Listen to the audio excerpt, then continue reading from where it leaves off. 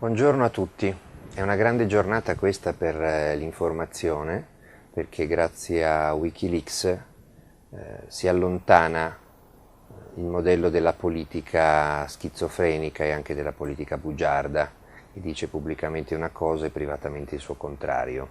D'ora in avanti, quali che siano le conseguenze di questa ondata interminabile che durerà per mesi, pubblicazione di rapporti più o meno riservati delle diplomazie occidentali, sicuramente chiunque faccia politica nei vari stati e nei rapporti internazionali dovrà sapere e saprà che ciò che dice in pubblico potrà essere smentito immediatamente da ciò che magari ha detto in privato lo stesso giorno o il giorno prima, perché nelle diplomazie c'è sempre la possibilità di una talpa che in un nanosecondo invia un qualche file a questo sito e ad altri che magari sorgeranno per emulazione. Naturalmente si comprende il terrore, lo sgomento, lo smarrimento, la bile anche degli attuali governanti, a cominciare dai nostri ridicoli, i quali spiazzati da questo terremoto dicono cose sconnesse, strane, strampalate, complotti internazionali. Sofrattini dice che Assange vuole distruggere il mondo, era dai film di Fantomas di Louis de Funès che non si sentiva una stronzata così imbecille, ma d'altra parte i personaggi che ci governano sono quelli che sono. In realtà Assange non vuol distruggere un bel niente, chiunque sia Assange, qualunque sia il suo scopo, ha semplicemente fatto da collettore a documenti autentici. E infatti l'unica cosa che manca in tutto questo terremoto sono le smentite. Se fosse stato la distribuzione di carte soltanto italiane, probabilmente Berlusconi e l'avvocato Ghedini avrebbero detto che era tutto falso e che avrebbero querelato, come di solito fanno quando escono carte e testimonianze vere. Sarebbero stati gli unici al mondo a farlo, nemmeno i nordcoreani hanno smentito l'autenticità dei documenti e quindi hanno preferito anche loro assecondare questo sdegno mondiale contro la pubblicazione di carte vere, carte che peraltro sono per lo più non top secret, sono semplicemente carte riservate ma che non costituiscono segreti di Stato, anche se in Italia ormai il concetto di segreto di Stato si estende persino al punto G del Presidente del Consiglio. Bene, la prima cosa che balza agli occhi, secondo me, è che mentre i ritratti degli altri capi di Stato e di Governo che emergono dai report fatti dai diplomatici sono ritratti tridimensionali, nel senso che riguardano sì anche il privato, ma anche e soprattutto il pubblico, l'aspetto politico dei personaggi. L'unico ritratto che è bidimensionale e piatto è quello del nostro. Ecco, il nostro è descritto semplicemente, diciamo, dalla cintola in giù. È l'unica parte che rileva per le diplomazie internazionali, il fatto che si preoccupa di notte di fare festini, vengono definiti orge selvagge. Questo naturalmente farà molto piacere a lui che si creda che fa orge selvagge, però gli americani si occupano di questo aspetto perché dicono che questi festini e queste orge hanno poi dei riflessi paradossali e anche un po' tragicomici in quello che lui fa di giorno, perché lui di giorno è impegnatissimo a nascondere quello che ha fatto di notte e quindi si spiega così il fatto che trascorra le giornate al telefono con la questura di Milano per spacciare per nipote di Mubarak una minorenne che si sarebbe detto una volta di facili costumi e il resto della giornata lo passa a scansare i processi e a nascondere e a seppellire sottoterra il suo passato. che è la sua vera ossessione, insieme ai festini. Della Merkel non riescono a dire niente di male, al massimo che è un po' noiosa, poco creativa, ma tenace quando si trova in difficoltà. Di Sarkozy si dice che è un imperatore nudo, autoritario, senza scrupoli con i suoi collaboratori. Di Putin si dice che è un capobranco e che con Medvedev ha un rapporto, diciamo, piuttosto da maschio dominante, per cui anche se non ha, perché per la Costituzione russa non può avere la carica massima in Russia, è comunque lui quello che comanda. Di Gheddafi si parla come di un ipocondriaco che si siringa di botulino, e poi si raccontano anche gli aspetti politici della sua attività. Di Ahmadinejad si parla naturalmente a proposito del suo scarso equilibrio mentale, ma anche di tutto ciò che ruota intorno alla politica dell'Iran, destabilizzante per il Medio Oriente. Di Kim Jong-il, il capo coreano, si dice che è traumatizzato dal suo ictus, che è ciccione, ma questo si vede anche a occhio nudo, e poi si parla di politica, e poi ci sono tutte le questioni che stanno terremotando la politica internazionale, per esempio il fatto che forse il più grave, il fatto che Hillary Clinton abbia ordinato di spiare gli ambasciatori dei vari stati all'ONU, compresi quelli del Consiglio di sicurezza, che hanno il diritto di veto, naturalmente, compreso il segretario generale Ban Ki-moon. Questioni di affari, questioni di politica internazionale. Ecco, la macchietta, infatti vedete che il nostro è sempre sistemato nei siti all'ultimo posto, nel lungo elenco dei leader citati, è proprio Berlusconi. Berlusconi è visto come una macchietta, come un pagliaccio, come un personaggio ridicolo a livello internazionale e pericoloso a livello nazionale. La numero 2 dell'ambasciata americana, stiamo parlando di una signora che è stata per 4 anni di fatto la vice ambasciatrice, e lo definisce inetto, incapace di governare, inadatto a governare, vanitoso e appunto dedito a queste feste selvagge che poi gli rubano tempo al riposo, e quindi di giorno è una specie di pugile suonato. Naturalmente non è che siano rivelazioni sconvolgenti, semmai è più interessante scoprire che Hillary Clinton, capo della diplomazia americana, ha chiesto informazioni, e questo è suo diritto farlo, a differenza dello spionaggio ai danni degli ambasciatori e del segretario generale dell'ONU, che non è assolutamente suo diritto farlo, perché godono di immunità o dovrebbero godere di immunità sul suolo americano. Ci sarebbe addirittura da discutere se l'ONU possa avere ancora sede a New York, visto che il fatto che abbia sede a New York consente agli americani di spiare le delegazioni dei vari stati del mondo all'ONU, ma in ogni caso era diritto di Hillary Clinton chiedere informazioni sugli affari privati che si sospetta esistere tra Putin e Berlusconi, e credo anche tra Berlusconi e Gheddafi.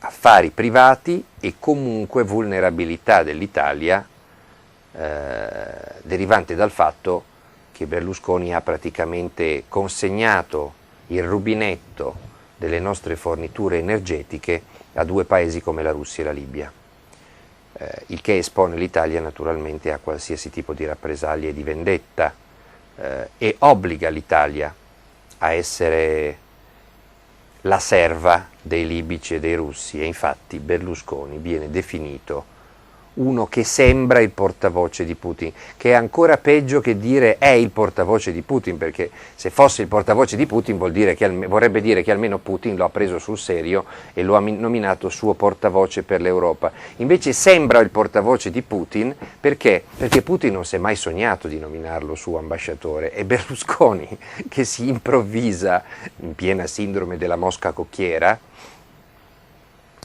portavoce di Putin in Europa, e lo fa dal 94, quando per la prima volta, lì era portavoce della Russia, quando nel G8 di Napoli improvvisamente disse che la Russia doveva entrare in Europa e che bisognava fare un'alleanza strategica e addirittura nucleare con i russi. Lo guardarono tutti come uno squinternato, in realtà negli anni successivi non ha perso occasione per sponsorizzare gli interessi russi in Europa.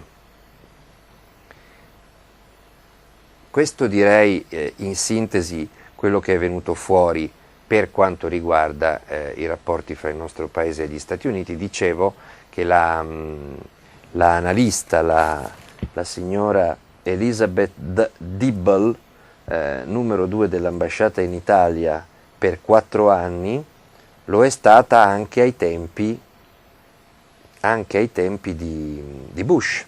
Anche ai tempi di Bush, quindi Berlusconi era considerato un incapace, un inetto, un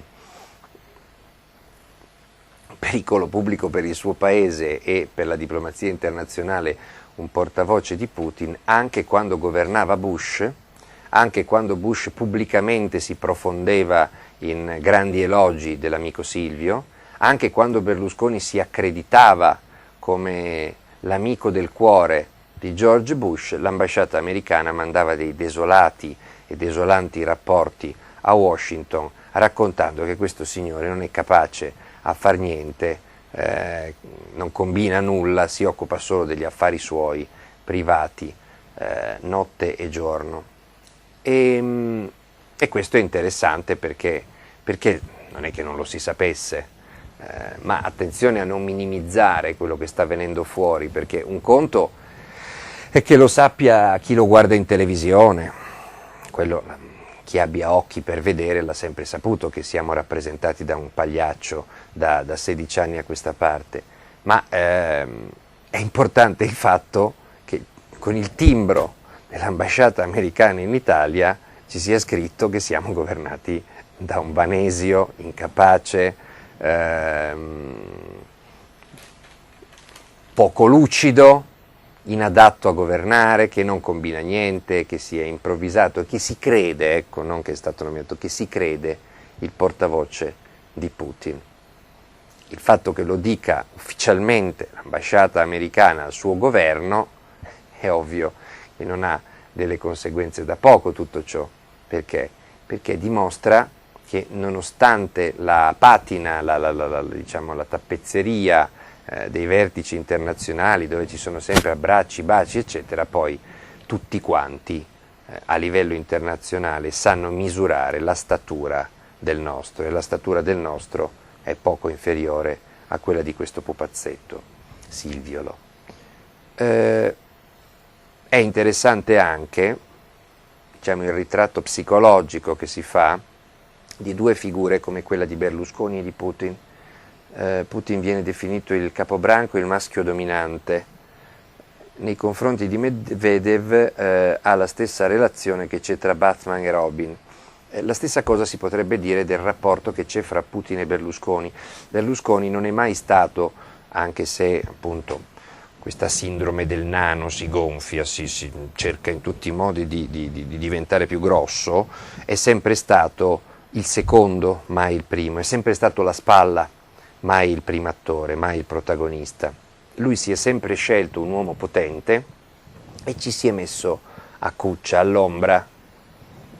Lo ha fatto con Licio Gelli, lo ha fatto con Bettino Craxi, lo ha fatto con George W. Bush.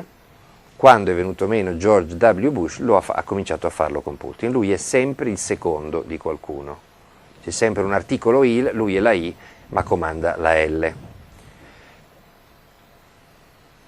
Questo è folklore anche,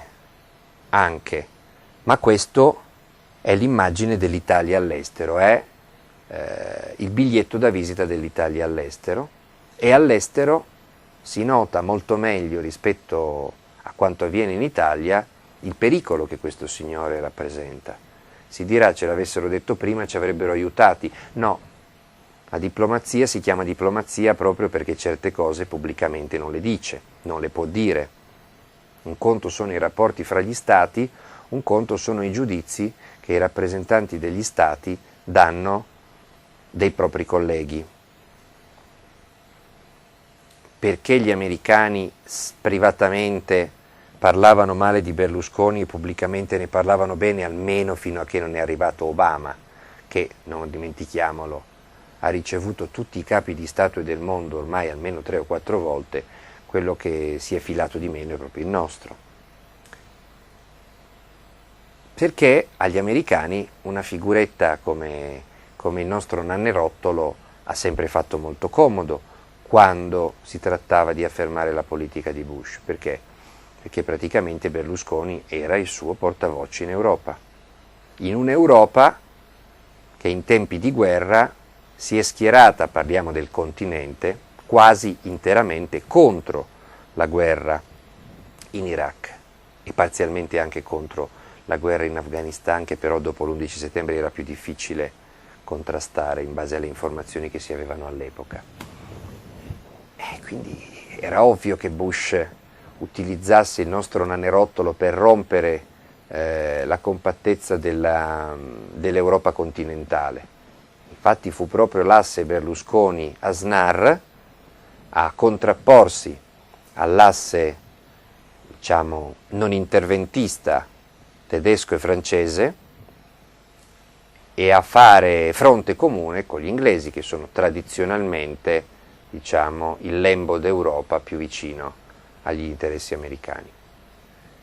Quindi l'hanno usato, senza nemmeno bisogno di dirgli quello che doveva fare, perché trattandosi appunto di una spalla naturale, sapevano benissimo che si accontentava di qualche pacca, di qualche foto col giubbotto vicino a Bush, di qualche gaglioffata nel ranch, di qualche smargiassata alla Casa Bianca, di qualche tartina nella sala ovale, per fare poi tutto quello che gli si chiedeva addirittura prima che gli venisse chiesto.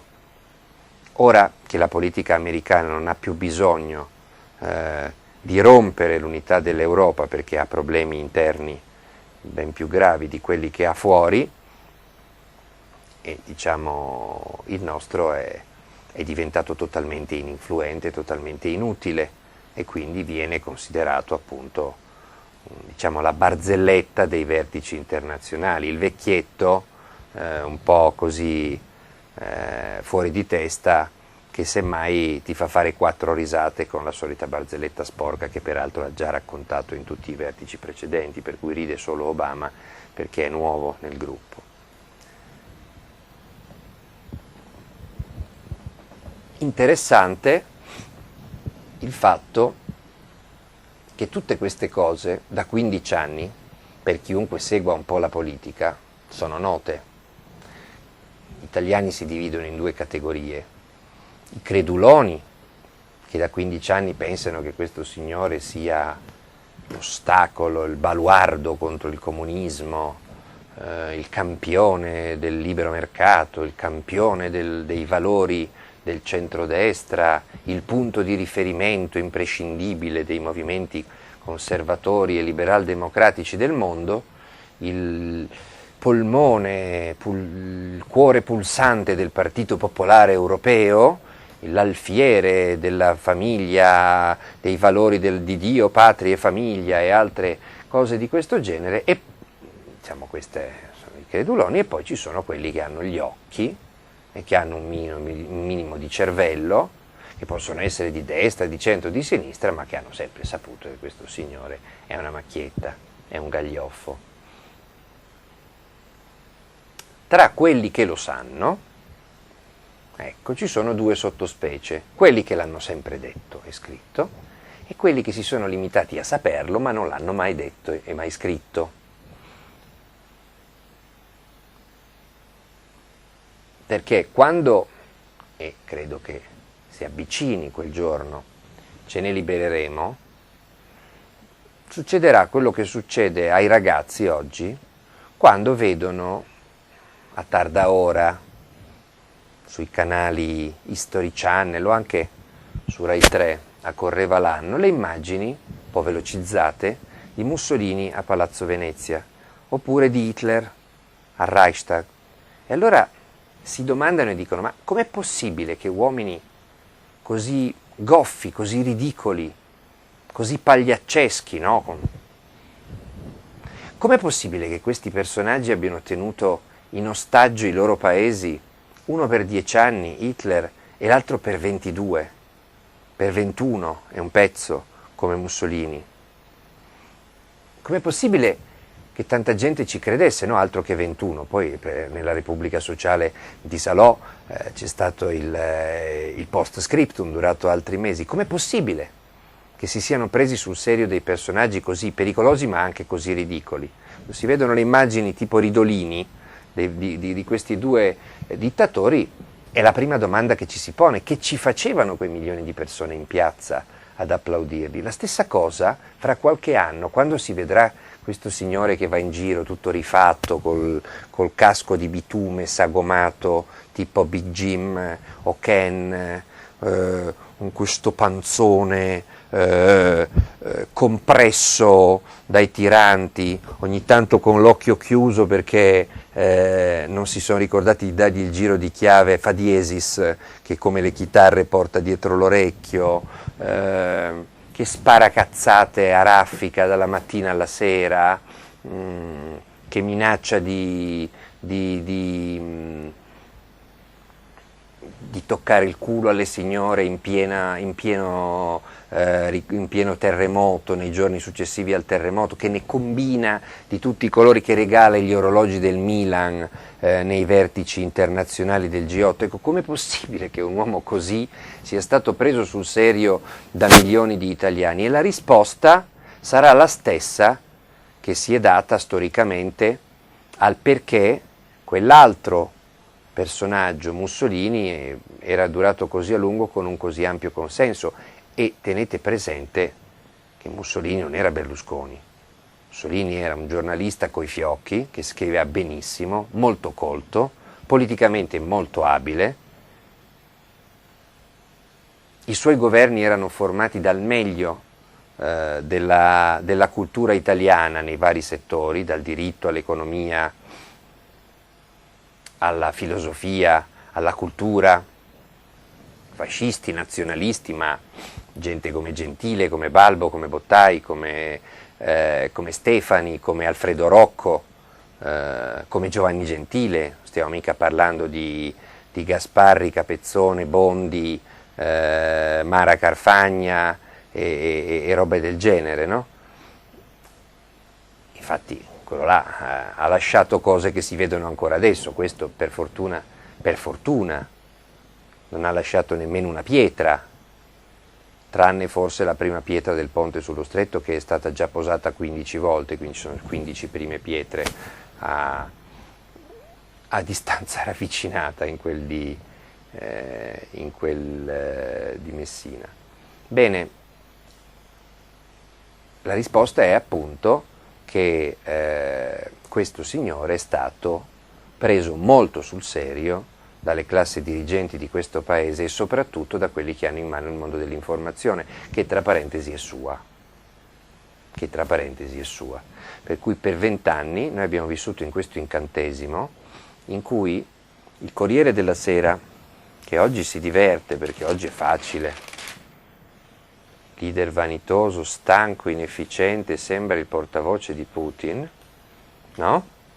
Fa un editoriale di Franco Venturini dove si racconta la ridicolaggine della nostra politica estera e la inconsistenza del nostro peso politico all'estero, e da 15 anni scrivono esattamente il contrario, e cioè che Berlusconi, tra i suoi fiori all'occhiello, ha la politica estera. Quante volte l'ambasciatore romano ha scritto queste cose, quante volte gli hanno lasciato dire che Berlusconi aveva evitato la guerra fra la Russia e la Georgia, quante volte hanno raccontato che Berlusconi era il protagonista della distensione fra Russia e America, quante volte gli hanno lasciato fare e dire le cose più incredibili, sottovalutandole, minimizzandole.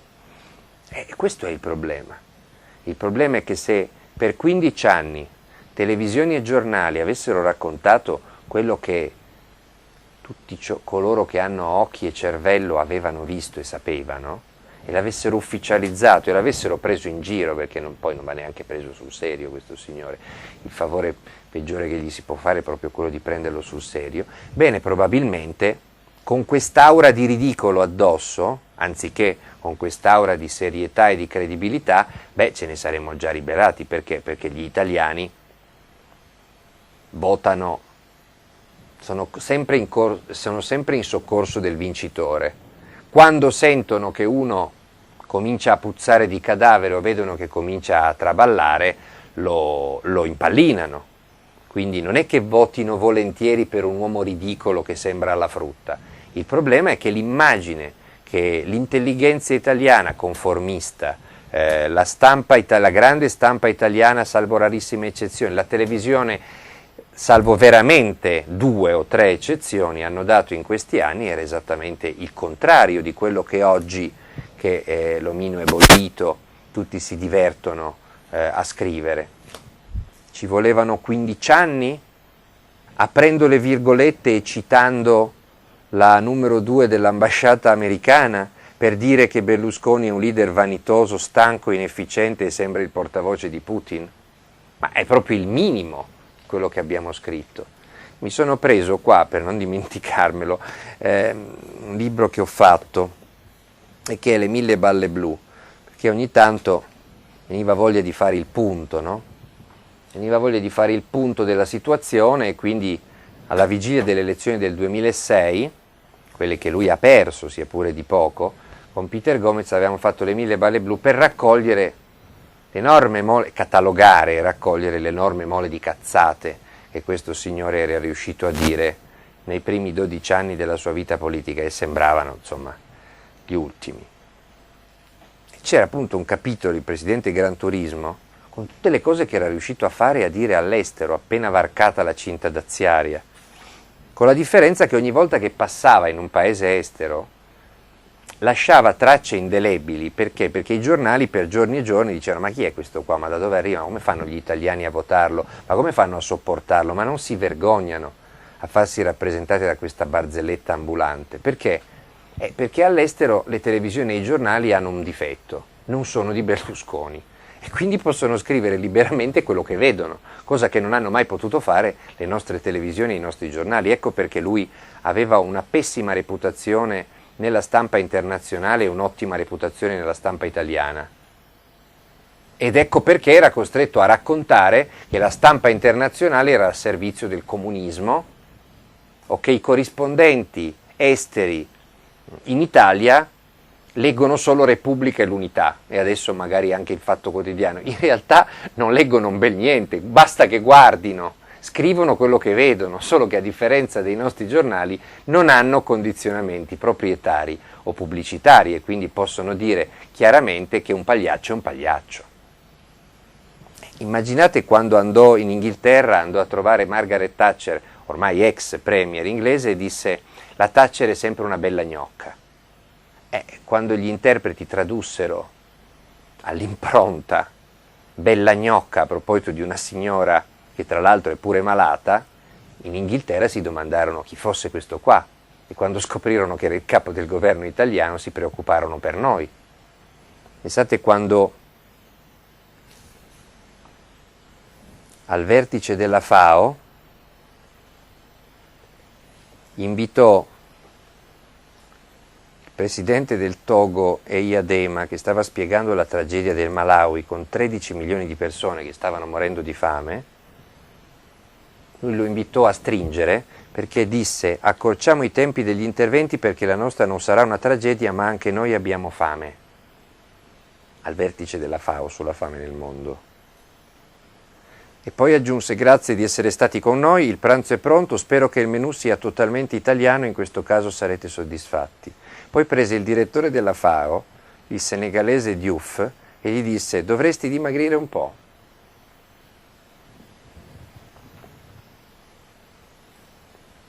Poi tutte le sparate contro l'Europa, da parte di un capo del governo di un paese europeo, che a un certo punto diventò presidente di turno dell'Unione Europea per 6 mesi, da luglio a dicembre del 2003, semestre inaugurato dalla famosa uscita del capò nazista contro un socialista tedesco, Schulz. E poi tutte le tournée.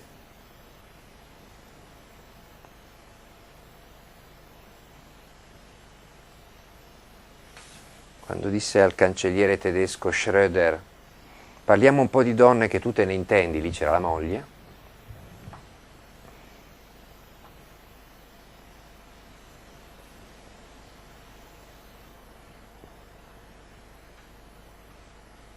Una volta è andato in Russia, una delle tante, e gli hanno fatto visitare uno stabilimento della Merloni a qualche decina di chilometri da Mosca. C'erano lui e Putin.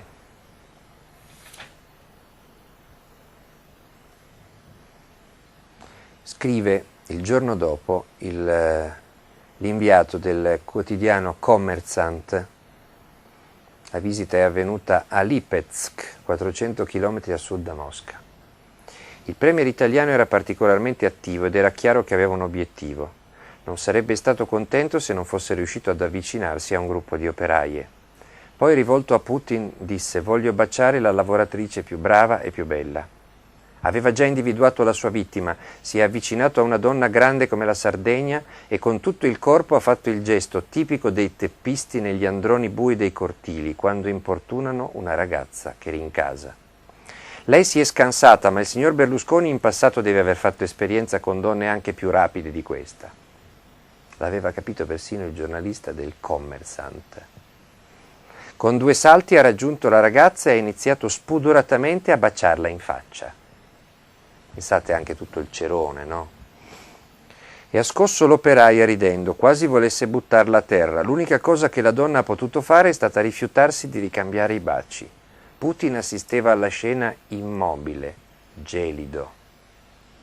Pare che non sopporti più i continui scherzi e giochetti pesanti dell'amico Silvio. Cioè, queste sono le sue missioni internazionali destinate a migliorare la reputazione dell'Italia nel mondo.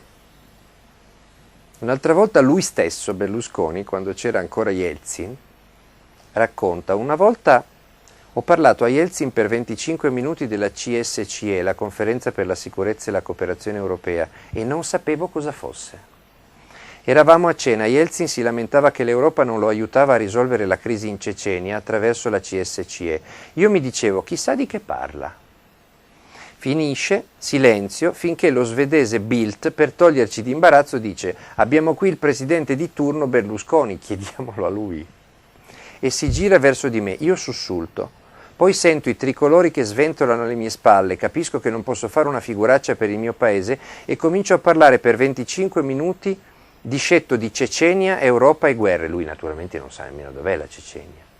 Alla fine Mitterrand mi dice: bene, la questione è nelle tue mani. Quale? Mi chiedo io. Appena finisce la cena prendo Felipe González da parte e gli chiedo: ma tu lo sai cos'è la CSCE? Lui comincia a ridere, non si ferma più e finisce seduto per terra, tanto che lo devo raccogliere.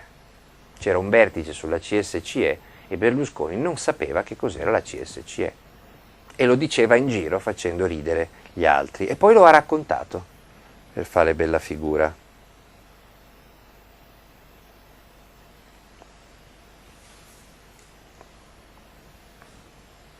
Ogni tanto gli parte la molla e dice: non c'è nessuno sulla scena mondiale che può pretendere di confrontarsi con me, nessuno dei protagonisti della politica che ha il mio passato, che ha la stessa storia che ho io.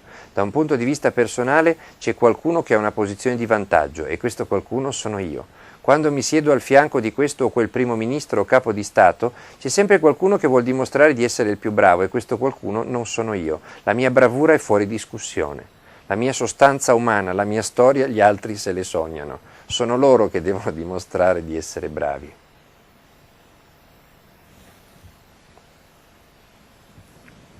Un'altra volta saluta i capi di Stato e di Governo a Bruxelles alla fine di una riunione di primi ministri e di capi del governo, di capi dello Stato. Mancava Ciampi quella volta.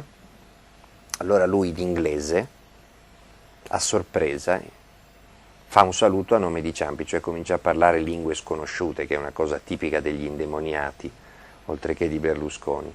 E dice testualmente: I give you the salutation of my President of the Republic. Quello più bravo, è anche poliglotta, è cosmopolita proprio, no?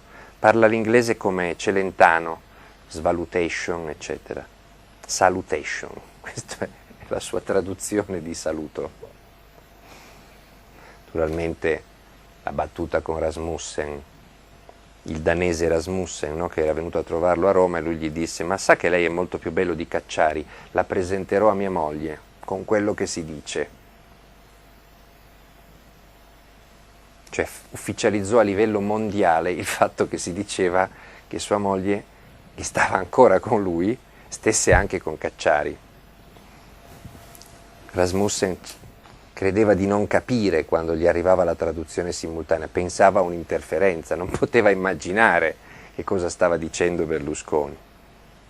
Pensate quando ha messo in imbarazzo la povera presidente finlandese Halonen, rivelando che aveva dovuto riesumare le sue doti di playboy e fare la corte alla Halonen per sottrarre alla Finlandia l'agenzia alimentare europea che era stata affidata all'Italia, cioè a Parma. E la Halonen dovette spiegare al Parlamento europeo che non era vero niente, che Berlusconi si era inventato tutto, perché tutti volevano sapere cosa le fosse saltato in mente di cedere all'Italia un'agenzia alimentare che spettava alla Finlandia, in cambio di una notte d'amore con uno così, fra l'altro. E allora Berlusconi, per rimediare alla gaffe, disse che era normale che dessero l'agenzia alimentare europea all'Italia, perché almeno in Italia c'è buona cucina, mentre in Finlandia cosa possono mangiare questi sfigati? Prosciutto di renna affumicata, una schifezza. Ecco, risultato, per ritorsione gli allevatori finlandesi bloccarono le importazioni di generi alimentari dall'Italia. Crisi commerciale con la Finlandia, non ce le ricordiamo più queste cose. E nemmeno come Berlusconi rimediò a quella seconda gaffe, ne fece subito una terza. Mostrò a un vertice di Forza Italia la gigantografia della Halonen, che non è bellissima, poverina, e disse: ma l'avete vista in faccia questa? Ma credete davvero che io mi metta a fare la corte a una con quella faccia? Cioè le diede della racchia in Mondovisione, così anche la Finlandia l'abbiamo sistemata, no? Perché ne mancavano pochi di paesi che ancora ci consideravano. E c'è l'imbarazzo della scelta nel descrivere tutto quello che è riuscito a combinare ogni volta che ha superato i confini patrii, perché è all'estero che dà il meglio di sé, il nostro naturalmente. Non vi dico quando è stato in Iraq, e quando è tornato ha detto: in Iraq ormai c'è una vita regolare. Poi certo ci sono anche dei problemi, per esempio i semafori. A Baghdad non funzionano i semafori. I semafori. Morivano 100-200 persone al giorno in attentati. Kamikaze che si facevano esplodere dappertutto, rapimenti, guerre civili, i semafori. È per quello che gli americani se ne sono andati dall'Iraq, no? Per questo traffico insopportabile che c'è a Baghdad, un po' come a Palermo nel film di Johnny Stecchino. Il problema è il traffico. Questo è riuscito a fare dire in questi 15 anni, adesso ci voleva la numero 2 dell'ambasciata americana per spiegare a noi, che ce l'abbiamo in casa da 15 anni, che questo signore è un leader vanitoso, stanco e inefficiente. Si potrebbero anche aggiungere altre cose, volendo. È stata buona la signora. Però stiamo attenti, perché le cose ridicole sono un conto e le cose serie sono un altro. Gli americani si sono resi conto che anche le debolezze private del Presidente del Consiglio hanno una rilevanza pubblica.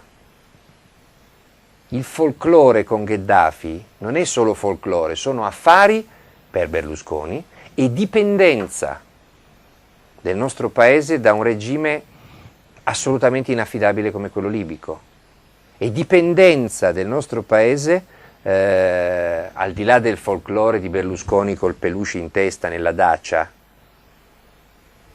con Putin, dipendenza del nostro paese da quell'altro Stato come la Russia, che noi sponsorizziamo, evidentemente per ragioni d'affari, non essendoci altri motivi. E stiamo parlando di un paese, la Russia, che viene definito dalle diplomazie come uno Stato mafioso, uno Stato che ormai è completamente in mano alle mafie.